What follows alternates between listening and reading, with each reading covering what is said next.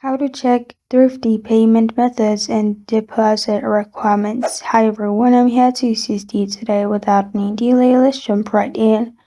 For Thrifty's payment methods, there are American Express, MasterCard, Carte Blanche, Visa, Diners Club, Discover, Has, Change Card, JCB, Optima MX, and some debit cards.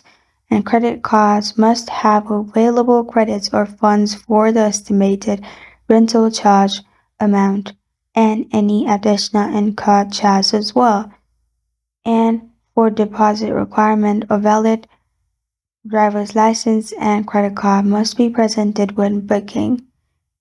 And debit cards issued under Visa, MasterCard, and Discover logo which draws funds directly from the cardholder's account may be used at the outset of rental to qualify as well. And this is how to check Thrifty payment methods and deposits requirements. Thank you for joining me today. If this video helps you out, please leave a like and subscribe for more. Got a question or want to suggest a topic? Comment below. Thank you for watching.